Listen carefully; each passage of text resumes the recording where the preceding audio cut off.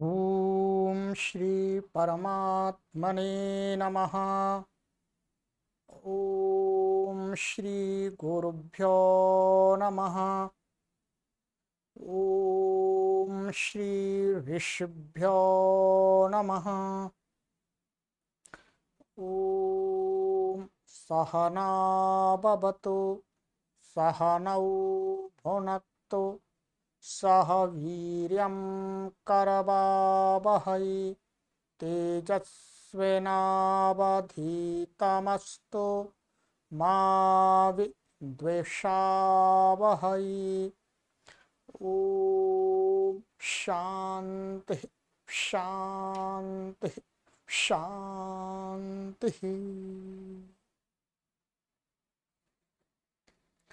सर्वेभ्यो नमः। देववाणी संस्कृतं यूट्यूब चलदृश्यं प्रति भवतां भवतीनांच हार्दं स्वागतम्। मित्रों, अष्टाध्यायी भाष्य प्रथमावृत्तिः षष्ठाध्याये द्वितीयः पादः स्वर प्रकरणं कक्षा संख्या 63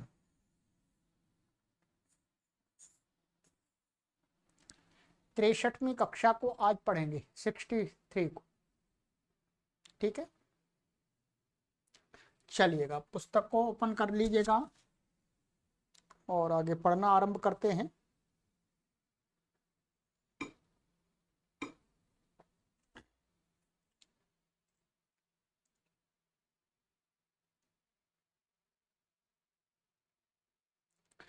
यहां तक हो गया था हमारा 140 उभे वनस्पत्यादिषु युगपत्, यहां तक हो गया था। ठीक है, चलिएगा अब आगे का सूत्र है हमारा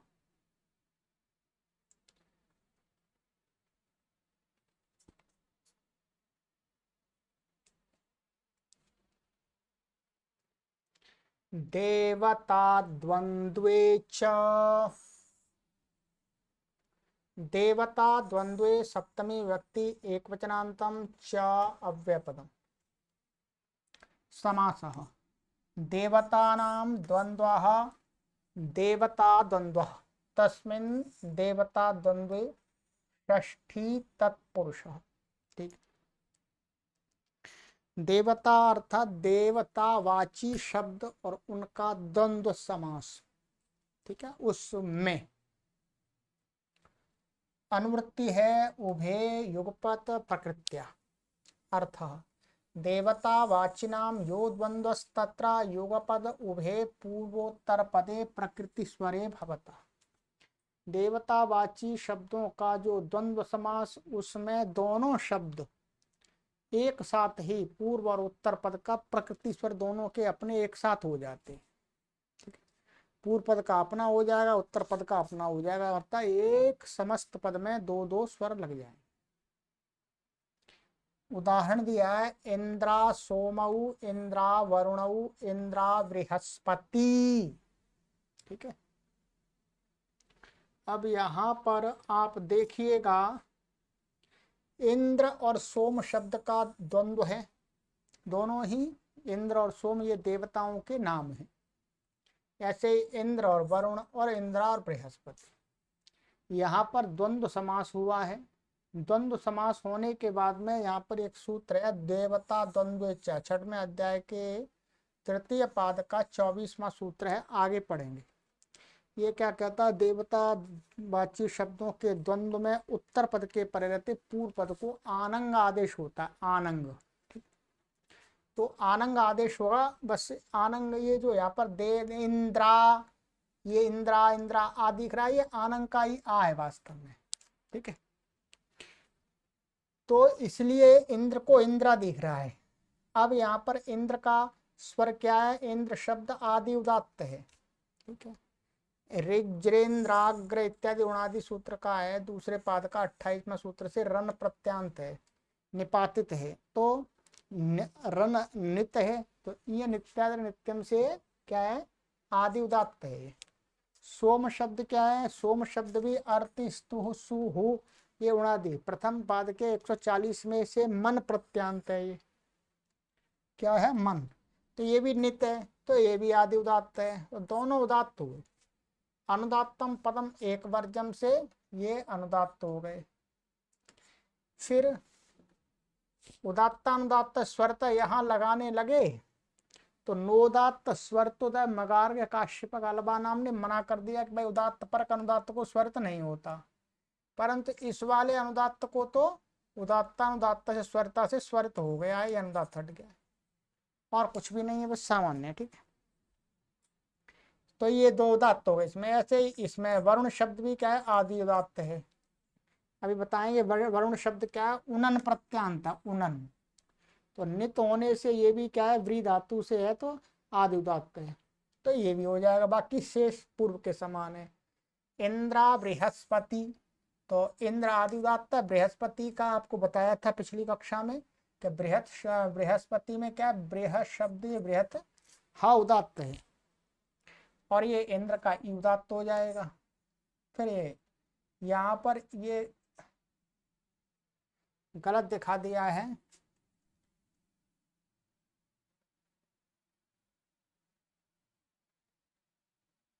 हाँ, बृहस्पति में क्या है?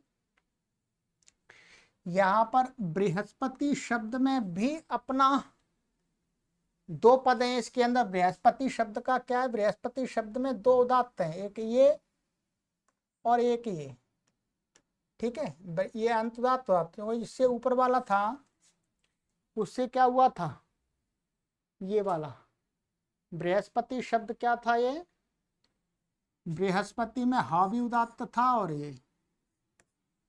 ठीक है, तो अब यहाँ वहां जाकर के ये एक पद बन गया है, पूर्व पद दूसरा बन गया, ये उत्तर पद में आ गया। उत्तर पद में इसका प्रकृति स्वर ये वाला होगा वहां, इसलिए इसका मतलब क्या हुआ? यहाँ पर इंद्रा बृहस्पति में तीन उदात्त हो गए। ठीक है, और ये अनुदात्त होगा और ये उदात्तानुदात्त स्वरत होगा, ये तीन उदात्त हो गए, ध्यान रखें। समझ में आ गया?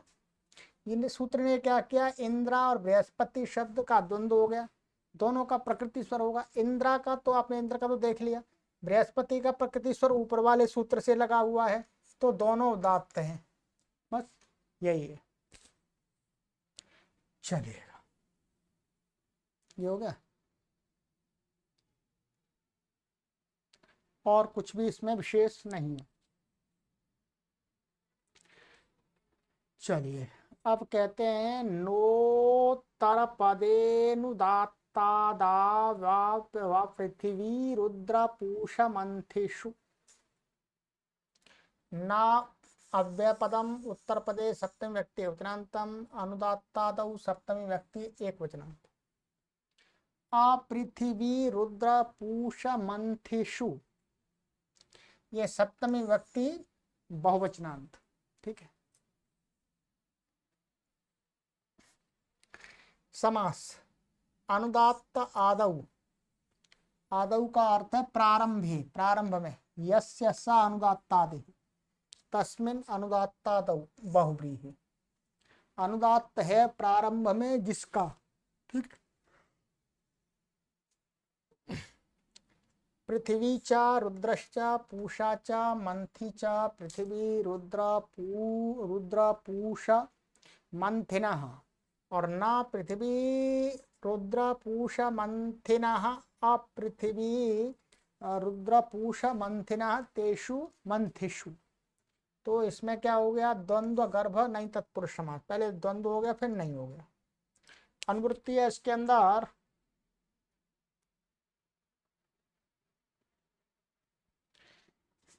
देवता द्वंद्वे उभे युगपत प्रकृत्या, इसकी अनुवृत्ति है। अर्थ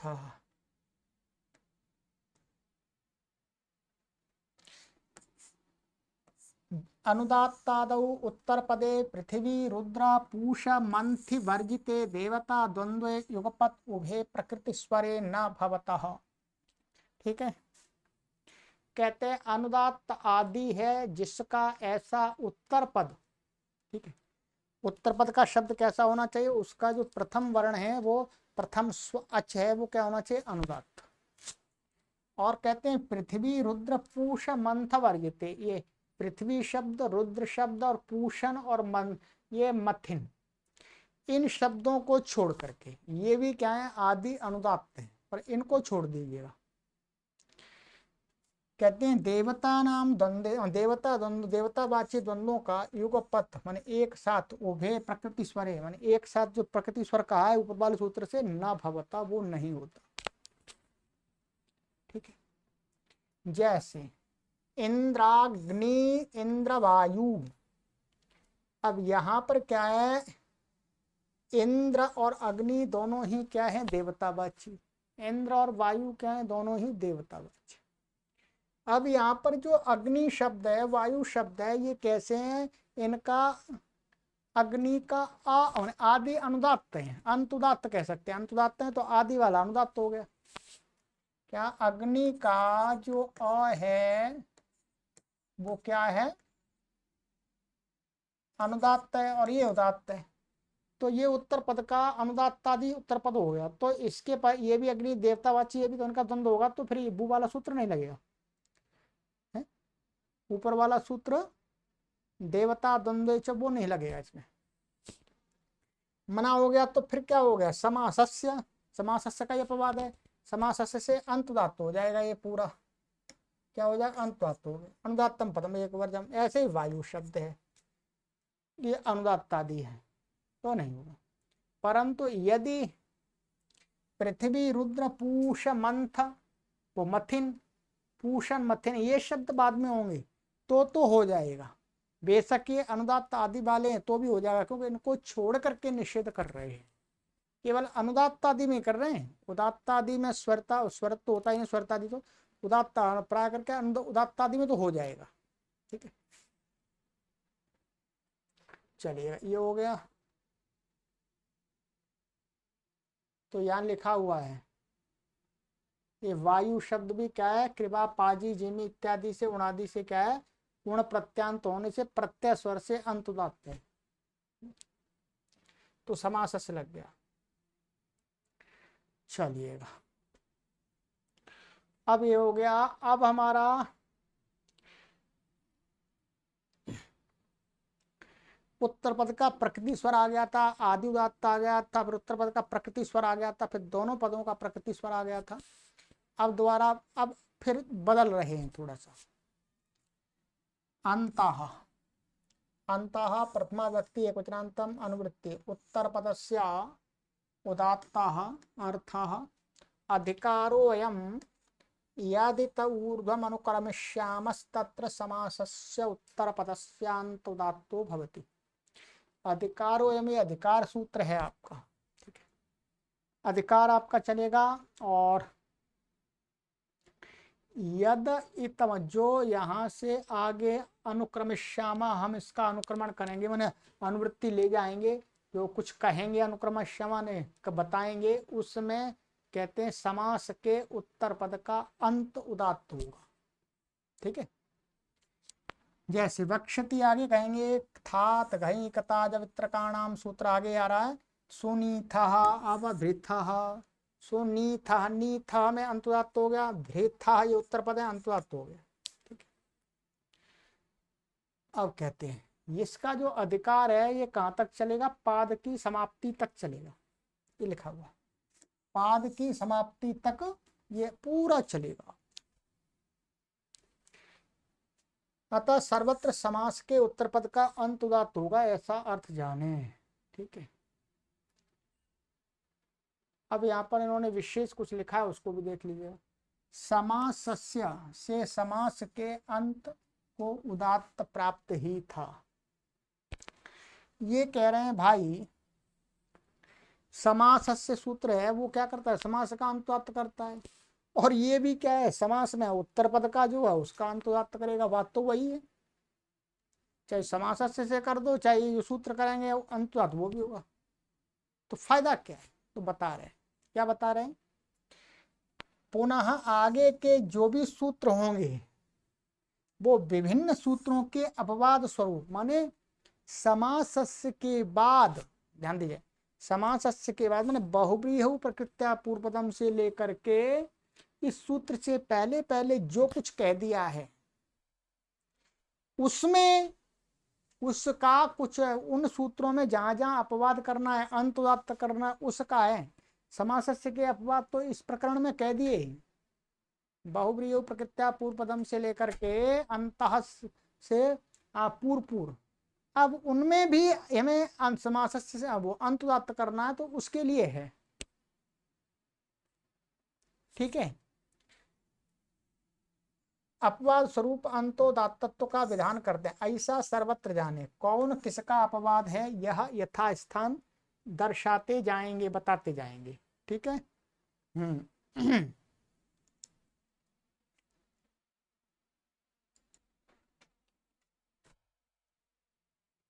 आइएगा, अब देखेंगे। था थ घई क्ता जवित्र काणम, था थ घई क्ता जवित्र काणाम षष्ठी व्यक्ति बहुवचनांतम समासः था थ इत्यत्र इतरेतर द्वंद्वः।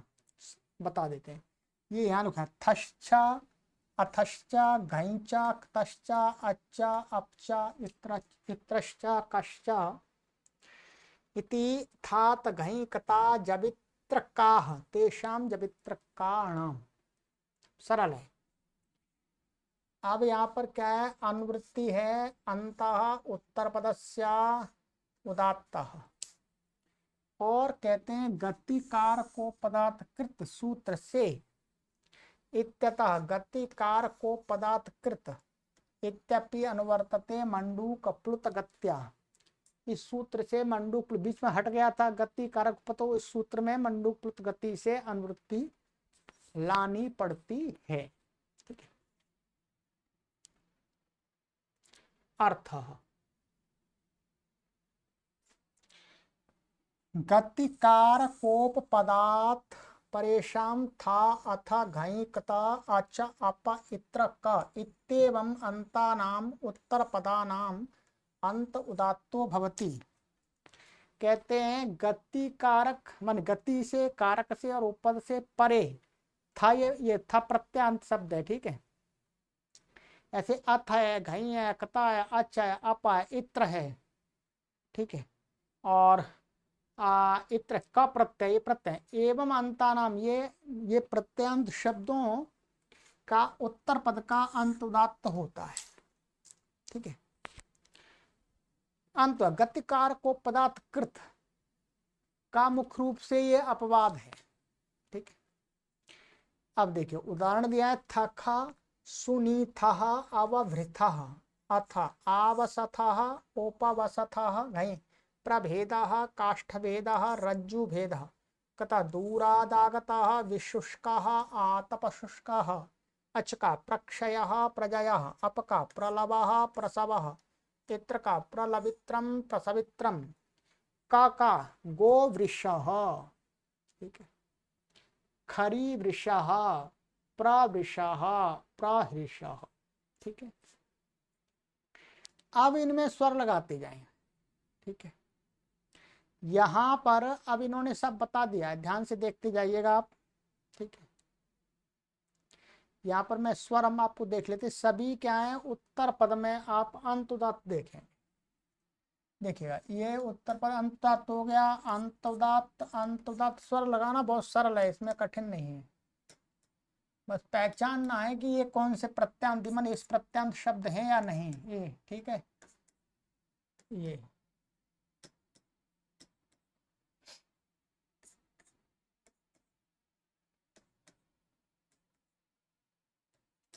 ठीक है।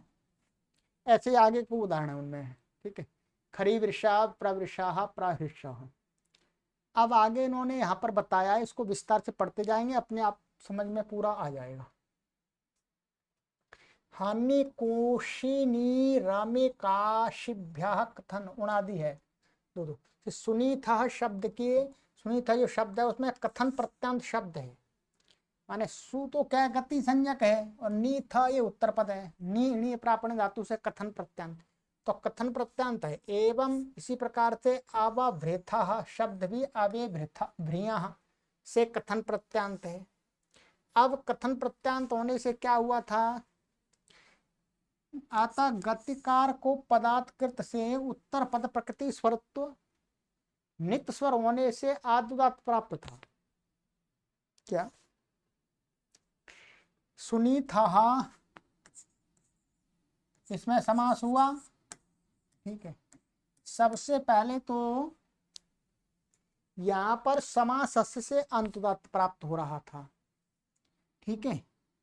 फिर उसका गतिकार को पदार्थकृत, गतिकार को पदार्थकृत से क्या हो गया था, ये कृदंत है, ये कथन आदि उणादि प्रत्यय भी कृदंत से कृत प्रत्यांत है। तो कथन प्रत्यांत होने से क्या है, उत्तर पद का ये प्रकृति स्वर कर रहा था, प्रकृति स्वर इसका करेंगे तो क्या है, नित है, तो नित होने से ये नी था शब्द क्या आदुदात हो जाएगा। फिर उसका अपवाद ये बना दिया, ठीक है। उत्तर पद प्राप्त था तो उसका ये अपवाद इसको क्या कर दिया, अंत उदात्त कर दिया, सुनीता को उत्तर पद का अंत उदात्त कर दिया। इस प्रकार से ये अपवाद है गतिकार को पदार्थ का। यहां उपसर्गे ये आवसथा उपवसथा, इसमें आगे बता रहे हैं आप, उपसर्गे वसे उणादि से अथ प्रत्यय हुआ है, ठीक है। यहां भी क्या है, अथ प्रत्यय हुआ है। तो यहां पर अथ, ये वस आंग पर वस है, तो ये आ है, आ गति संज्ञक हो गया, तो ये क्या हो गया, वस। वस धातु से अथ, अथ तो प्रत्यय स्वर से ये क्या प्राप्त हो रहा था, ये प्राप्त हो रहा था, आदुदात्तश्च। और गतिकार को पदार्थ करेंगे तो इसका उत्तर पद का प्रकृति स्वर क्या बनेगा, ये स का अ, परंतु करना क्या था का उदात्त, तो यहाँ पर ये इसका हो गया, ऐसे बना है। यहाँ भी ऐसे अर्थ प्रत्यय हुआ, यहाँ भी एवं माने इसमें और घई प्रत्यय में, घयंत शब्द में काष्ठ वेदा आदि में पूर्वत गतिकार को पदार्थ कृत की प्राप्ति थी, क्योंकि भेद शब्द है तो इसका उत्तर पद ये ई तो हुआ, तो ये नित्य नित्यम से ये उदात्त प्राप्त हो रहा था भाव, पर हमें करना क्या है, अंतुदात्त, तो इस सूत्र ने अंतुदात्त कर दिया, ठीक है। चलिएगा, दूराद आगत, यहाँ पर क्या है, समास है, ये क्या कारक का दिखा रहे हैं, गति का तो हो गया, अब कारक का स्तोकांतिक इत्यादि से क्या हुआ, ये क्या है, यहाँ पर दूरात पंचमी का आलोक हो गया इस सूत्र से, नहीं समास हुआ इससे, क्या है, इसे दूर, ये सूत्र है हमारा पूरा, यहाँ पर स्तोकांतिक 101 मिनट, ये था दूरांतिक,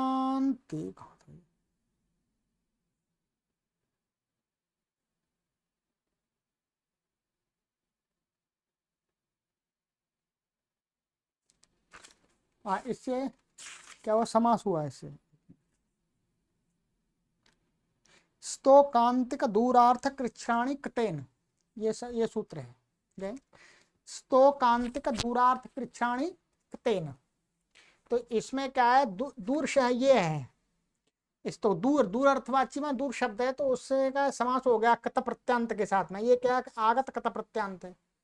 और पंचम्या स्तोकादि सूत्र से छठवें अध्याय के तीसरे पाद का, वो तीसरे पाद का ये दूसरा सूत्र है हमारा, ठीक है, जो आगे पढ़ेंगे हम इसको।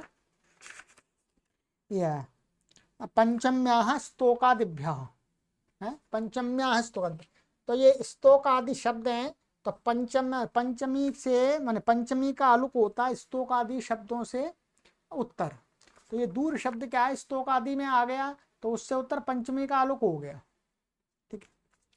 अब यहाँ पर पंचमी का आलुक हो गया, ठीक है, बस इतना ही है। विशुष्का, अच्छा अब यहाँ पर क्या हो रहा था, दूरा ये कारक हो गया, तो गत्य कारक को पदार्थ कृत, ये गत्यकार को पदार्थकृत से यहाँ पर उत्तर पद का प्रकृति स्वर हो रहा था आगता का, ध्यान दीजिए, आगता का प्रकृति स्वर क्या होगा, आगता का प्रकृति स्वर हो रहा था गतिरनंतर, गतिरनंतर से ये आ उदात्त हो रहा था, ये उत्तर पद है इसमें, तो इसका अपना प्रकृति स्वर लगाएंगे। गतिकार को पदार्थ तो प्रकृति स्वर करेगा, और उसका प्रकृति स्वर क्या है ये बताने के लिए गतिरनंतर, माने कथा प्रत्यंत से उत्तर जो अनंतर गति को प्रकृति स्वर होता है तो ये हो जाएगा। परंतु हमें क्या करना है, इस सूत्र ने हमको अंत उदात्त प्राप्त करा दिया। ऐसे ही विशुष्का को त को शुषा का से का हो जाता, का आदेश तो है। अब यहाँ पर कह रहे हैं, वही बता रहे हैं आगे। यहाँ पर यहाँ गतिरनंतरा से की प्राप्ति थी, गतिरनंतरा की प्राप्ति यहाँ पर उत्तर पद में थी, ध्यान रखें, क्या उत्तर पद में, न कि पूरे दूरादागत में नहीं, उत्तर पद में थी।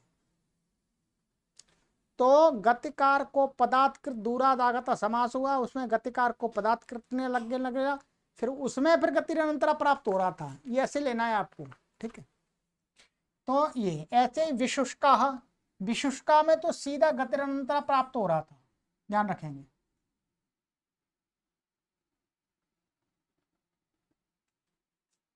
क्या यहाँ पर इन्होंने थोड़ा लिखने में, विशुष्का, विशुष्का में तो क्या है, सीधा ये लग रहा था ना,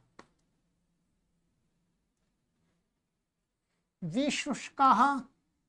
अब यहां पर क्या, एक का प्रत्यांत है, मैं कहूँ कत प्रत्यांत है, तो कत प्रत्यांत में क्या है, गतिकार को पदार्थकृत, ध्यान रखिए, पहले समास से लगा, फिर गतिकार को पदार्थकृत लगा, फिर उसका भी अपवाद गतिरनंतर, क्या उसका भी अपवाद गतिरनंतर, किसका, गतिकार को पदार्थकृत का अपवाद क्या है, गतिरनंतर। तो यहाँ पर गति संज्ञक ये प्राप्त होने लगा। फिर गतिरनंतर का भी अपवाद ये सूत्र है, थात गईकता जब त्रकाणाम, ध्यान रखेंगे, ठीक है। तो थात गईकता जब त्रकाणाम से क्या हुआ, यहाँ पर ये हुआ आदि उदात्त हो गया, ये आदि उदात्त प्राप्त हुआ, तो गतिरनंतर, तो इसको अंत उदात्त कर दिया। यहां पर अलग बात है, यहां पर समझ लीजिएगा, ये इन्होंने कह दिया यहाँ निष्ठा ये हो गया, यहाँ गतिरनंतरा की प्राप्ति थी, यहाँ का मतलब केवल इसमें है। यहाँ पर तो मैंने आपको बता दिया, फिर मैं लिख के बता देता हूँ, आप कंफ्यूज ना हो। ये है, पहले तो ये आगत शब्द है, ठीक है, और ये दूरात, दूरात के साथ में आगत का समास हुआ है, ठीक है। तक को द हो जाएगा जब समास करेंगे, और अलुक हो गया, वो सब आपको बता दिया, ठीक है। तो यहाँ क्या हो गया, दूरादागतः, ठीक है। अब इसमें स्वर देख लीजिए कैसे लगेगा। सबसे पहले इसमें क्या प्राप्त हो रहा है, सबसे पहले प्राप्त हो रहा है इसमें समासस्य, इस समासस्य का अपवाद प्राप्त हो रहा है इसमें गतिकार को पदार्थकृत, क्योंकि ये कारक है, दूरात क्या है, उपादान कारक है, अपादान कारक है, उपादान अपादान कारक है।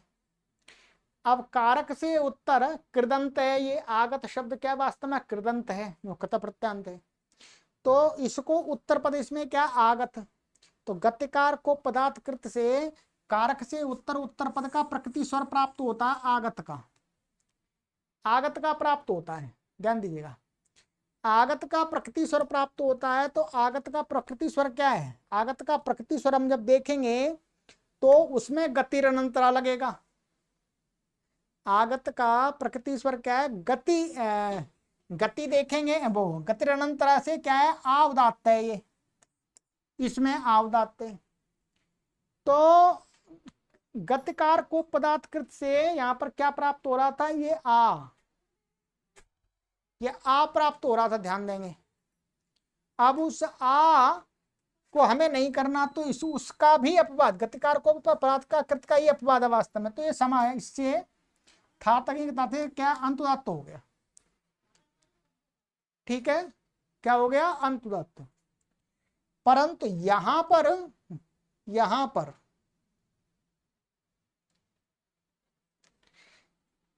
विशुष्का, विशुष्का में क्या प्राप्त था, या विशुष्का में क्या है, वी और शुष्क में सबसे पहले समास से प्राप्त हो रहा था, फिर उसका अपवाद गतिकार को पदार्थ कृत पूरे में है। ठीक है, ये गति मान करके, यहाँ गति मान करके मानना पड़ेगा। ठीक है, या ये कारक मान के नहीं होगा। अब गति मान करके फिर इसको गतिरनंतरा, ये क्या है, गति से उत्तर, ये गतिकार को पदार्थ का अपवाद है, तो इससे यहां पर ये उदात्त प्राप्त हुआ। ठीक है, तो इस प्रकार से यहां पर होगा। ये वास्तव में उदाहरण इन्होंने जो दिखाया है,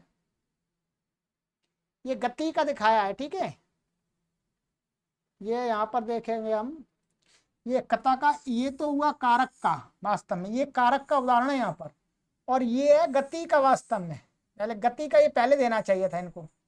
ठीक, गति का पहले दे करके फिर ये कारक का, और ये कारक का है,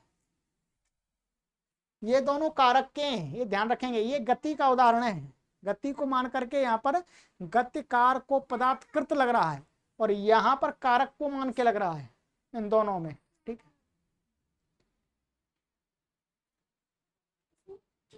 ये हो गया, ये बता दिया इन्होंने। ठीक है, अब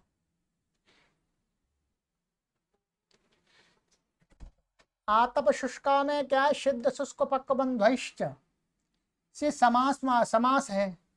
समास मान लेंगे तो कृत स्वर का अपवाद सप्तमी सिद्ध शुष्क पक्व बंधेश्व कालात से पूर्व प्रकृति स्वर तो प्राप्त था। ठीक है, तो ये माने इससे समास ही है ये क्या, आतप शुष्क। तो ये सिद्ध शुष्क से क्या हो रहा है, शुष्क शब्द यहाँ पड़ा हुआ है, तो इससे क्या पूर्व पद का प्रकृति स्वर प्राप्त हो रहा था, इसका आतप का, तो उसका अपवाद क्या कर दिया। फिर ये हमारा क्या हुआ,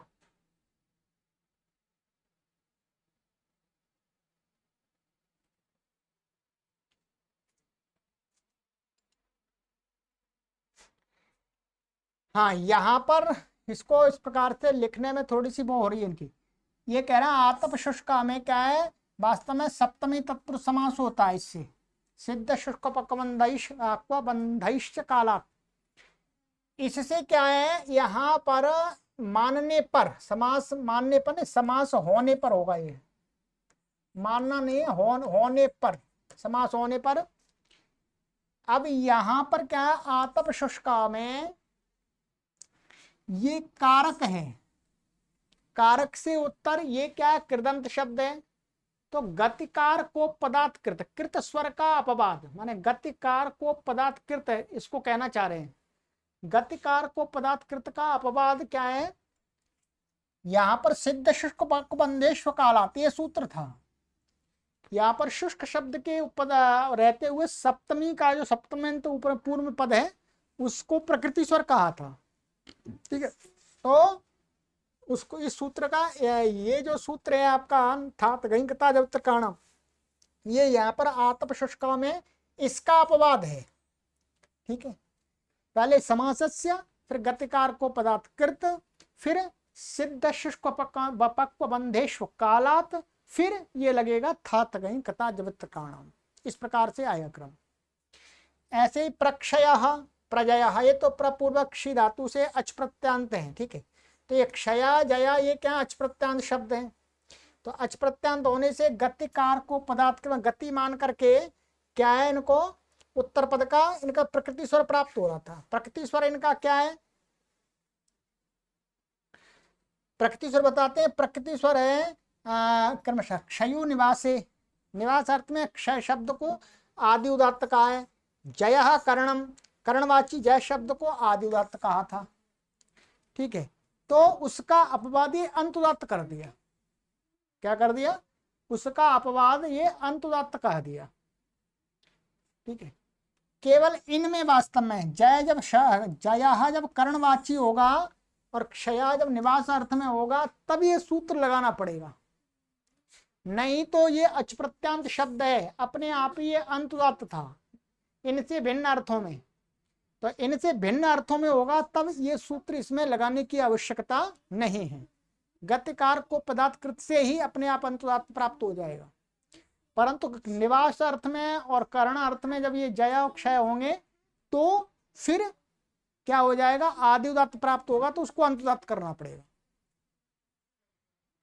शेष शब्द है प्रलवः प्रलवित्रम इत्यादि में, यहाँ ये अप्रत्यांत है रिदोरप से, मैं भी गतिकार को पदार्थ की प्राप्ति थी शब्द है, तद अपवाद ये कह दिया। ठीक है, प्रलवित्रम में अर्ति लूधु खन सहचर इत्र से इत्र प्रत्यय, तो इत्र प्रत्यय होने से और प्रलव में रीद और अप से अप्रत्यय हुआ, तो प्रत्यय स्वर से क्या है, ये मध्य धातु हो रहा था प्रलवित्र, क्या ये प्रलवित्र शब्द क्या हो रहा था, मध्य उदात्त, और जो प्रलव शब्द क्या हो रहा था, ये भी मध्य उदात्त हो रहा था। अप्रत्यय अब तो पित होने से अनुदात्त था। ठीक है, तो धातु का स्वर रहता, तो इससे क्या फिर गतिकार को पदार्थकृत से उसका अपवाद यहाँ करे अंतुदात्त कर दिया। ऐसे गोवृषा खरीवृषा, यहाँ पर भी क्या है, क प्रकरणे मूल विभुजादिभ्य। ठीक है, तो यहाँ पर इस वार्तिक से क्या है, इसमें का प्रत्यय हुआ है इन शब्दों में, गो उपपद रहते हुए खरी उपपद रहते हुए, तो प्र ये हो गया। ठीक, का प्रत्यय होने से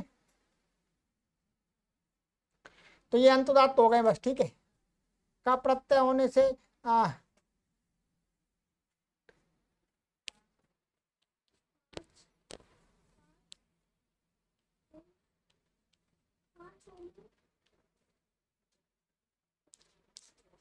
हाँ, तो ऐसे वृषा वृषा। ठीक है, तो गतिकार को पदार्थकृत से इसमें क्या हो रहा था, इनका प्रकृति स्वर हो रहा था, प्रकृति स्वर वृष शब्द और भी बता रहे हैं, प्रवृषा प्रहृषा।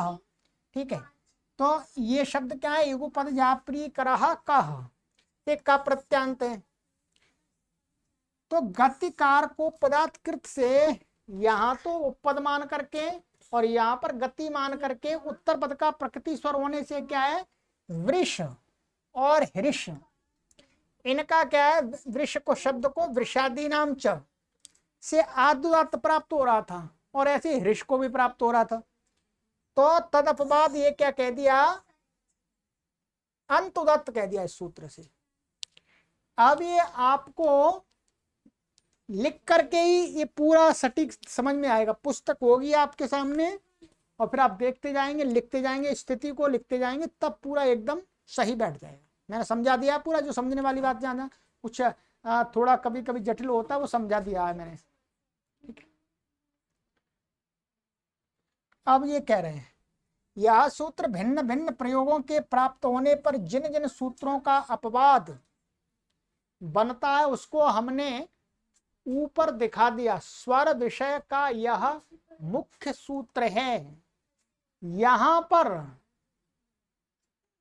ये स्वर विषय का मुख्य सूत्र का अर्थ है, यहां पर उत्सर्ग अपवाद का अपवाद का अपवाद इस प्रकार से लगता है, वो देखना पड़ता है, इसलिए कह रहे हैं ये मुख्य सूत्र है।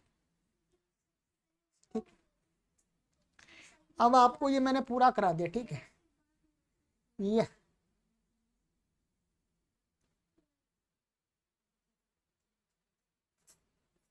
चलिए, यहाँ पर एक टिप्पणी लिखी थी है उत्तर पदस्य च, यहाँ पर टिप्पणी भी आपको पढ़ के बता देते हैं, सरल है वैसे समझ में आ जाएगी, फिर भी कई पाठकों को कई परेशानी हो जाती है। यहाँ पर लिखा है उत्तर पदादि ही, इस समस्त पद से केवल ऊपर से आ रहा था उत्तर पदादि, तो इस उत्तर पदादि में से उत्तर पद की अनुवृत्ति आ रही थी। उत्तर पदस्य आदि ऐसा विग्रह करने पर क्या, उत्तर पदस्य माने उत्तर पदादि में हम जब समास करेंगे तो उत्तर पदस्य आदि उत्तर पदादि ऐसा होता है। तो कह रहे हैं कि ऐसा विग्रह करने पर उत्तर पद से षष्ठंत पद ही बन जाता है। अतः हमने उत्तर पद न रख करके, माने इसमें से आदि की अनुवृत्ति तो हटा दी, उत्तर पद की ला रहे हैं अब ऊपर से, तो उत्तर पद रहना चाहिए था, तो कह रहे उत्तर पद न रख करके हमने सर्वत्र उत्तर पद से ऐसा ही अनुवृत्ति में प्रदर्शित किया है। कोई ऐसा ना सोचे भाई उत्तर पद से कहां से आया, षष्ठंत कहां से आया, षष्ठंत वास्तव में इसके अंदर ही षष्ठी छिपी हुई है। जब इसको अलग अलग करेंगे तो ये षष्ठंत अपने आप दृष्टिगोचर होता है, क्योंकि अविभक्तिक पद का प्रयोग साधु नहीं है। बिना विभक्ति का ऐसा रख देते उत्तर पद, तो कहाँ लगता उत्तर पद, तो भाई कोई विभक्ति आई नहीं, ना प्रथमा द्वितीय षष्ठी, इसलिए अपनी तरफ से षष्ठी लगा करके यहाँ रखा हुआ है। अपनी तरफ से अर्थात समास में षष्ठी का अर्थ है, इसलिए अपनी तरफ से लगाया है उन्होंने, ये बात कही है। ठीक है, और आगे हमारा था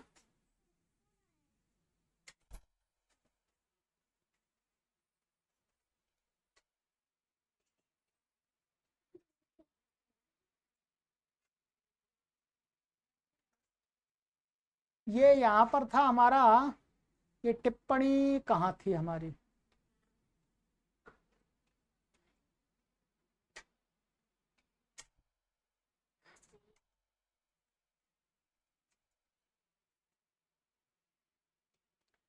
नंबर 2 टिप्पणी तो ये थी, यहाँ पर इन्होंने लिखा हुआ है नंबर 2, यहाँ लिखा हुआ अतः यहाँ कर्तृकर्णयोश से समास हुआ ऐसा जाने। कहाँ पर,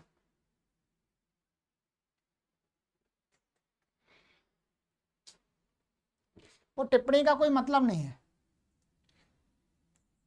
यहाँ पर तो इसी से समास हुआ है, सिद्ध शुष्क पक्व बंधइश्च से ही समास हुआ है। ठीक है,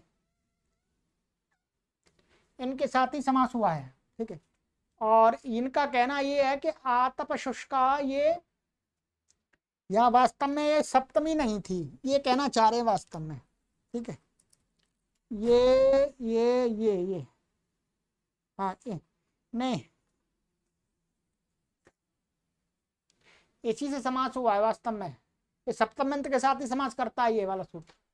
ये वाली टिप्पणी हमें यहाँ पर बिल्कुल भी उचित नहीं लग रही है, इसको हटा दीजिएगा। तो दूसरी पुस्तक है मेरे पास में, उसमें नहीं है कर्तकर्णयोश तृतीया, जिससे तो हुआ ही नहीं है।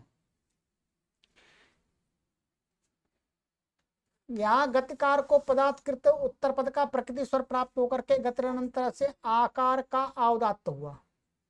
ठीक है, ये कहीं जहां पर मैं बात कर, अच्छा ये था यहाँ जो मैंने बताया था वही तरीका है। ठीक है, ये इसका था इस्तो दूराद आगता, इसका उदाहरण था। ठीक है, तो वही बात बताई, पहले गतिकार को पदार्थकृत लगा, फिर वहां उसके उत्तर पद में गतिरनंतरा लगा दिया है, वो बता दिया। ठीक है,